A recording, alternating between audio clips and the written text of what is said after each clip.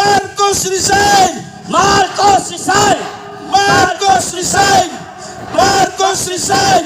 Marcos resign! Marcos resign! Hello! Hello! Magandang hapon sa inyong lahat! Mahina. Magandang hapon sa inyong lahat! Sino ba ang nanggagaling sa Mindanao? Ayan, kanina kausap ko si Richel, yung hinuli ni Tori. Ayan buhay pa si Richel. Alam nyo mga kasama, una-una pasalamatan ko si Park kasi nakikita ko talaga yung laban niya sa bayan. Kami rin galing kami ng Mindanao. Kasama nyo kami sa hirap at ginawa dahil isa lang ang pinaglalaban natin. Ang korupsyon ng blood control, ang pondo ng PhilHealth, ang pondo ng gold bar na ninakaw nila dyan sa Central Bank. Nasaan na ngayon? Wala! May 2 tao na hindi mahuli ng mga PNP. Ito.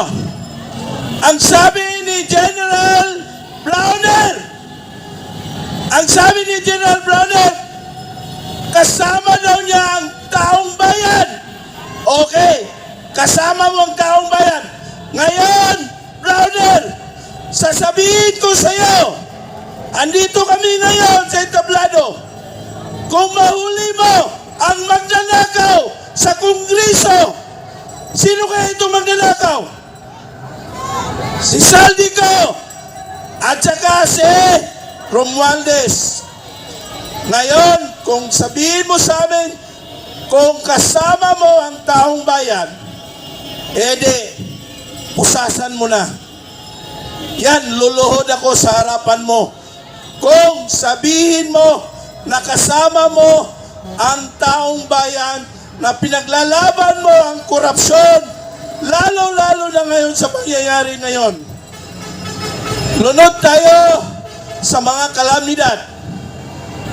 Nasaan ka na, Brownell? Nasaan na ang mga kasamaan mo ng mga sundalo? Matagal mong ipinaglaban sa bundok. Ang mga NPA na kalaban mo noon, ngayon, andyan na ngayon sa Kongreso. Andyan ngayon sila sa Kongreso. Ang pinaglalaban nila, ikalabuso ang mga Duterte.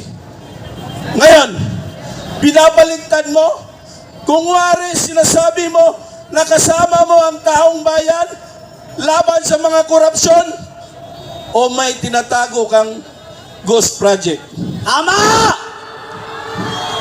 May tinatago kang 15 billion na ghost project. Tama! O kasama mo dahil inappoint ni Presidente Bangag ang isa sa mga kapatid mo. Tama! Di ba? Mga kabayan, andito kami dahil kasama nyo kami na pinaglalaban din natin. Una-una, ninakawan tayo. Dapat kalabuso na yung dalawa. Binanggit na yan ni Diskaya ang mga congressman.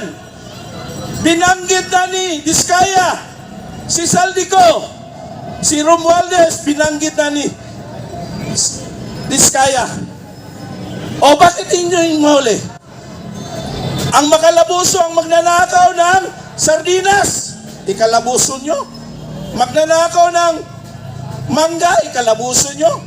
Samantalang ito, billions of piso, trillions of piso ang ninakaw mo. Ngayon, Marcos, sabihin mo sa akin kung wala kang utos sa pinsan mo. Di ba? Magpinsan kayo ni Romualdez. Hindi mo ma-deny na kasama ka dyan. Dapat bumaba ka na. Tama! Sawang-sawa na ang mga tao sa'yo. Sawang-sawa na ang mga taga-Luzon, Bisaya sa pagbubudol mo, lalong-lalo na ang Mindanao. Ngayon, hindi namin nakikita ang awa mo. Hindi namin nakikita ang pagiging Pilipino mo o ikaw isang ibang bayan o isang ibang lugar na kasama sa mga crocodile. Mga kasama, kami sa Mindanao, naghirap din kami. Halos walang trabaho ang mga tao doon. Halos walang makain ang mga kabus doon. Halos walang trabaho ang mamayan doon.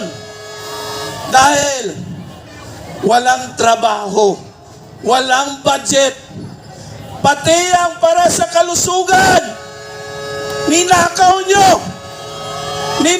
nyo ang pundo ng PhilHealth. Imagine, pag na-hospital kami doon sa Mindanao, noong kasagsagan ni Duterte, siya ang presidente, halos libre ang hospitalization. Wala kami babayaran doon.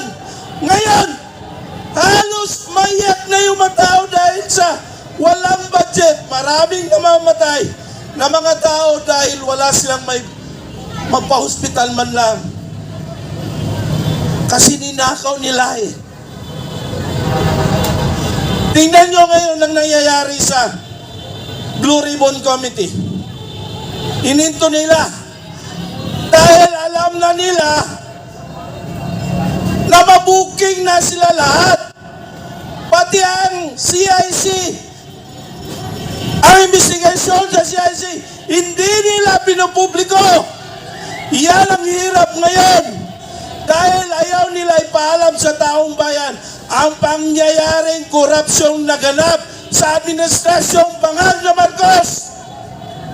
Kaya mga kasama, hindi tayo titigil hanggat may buhay pa tayo.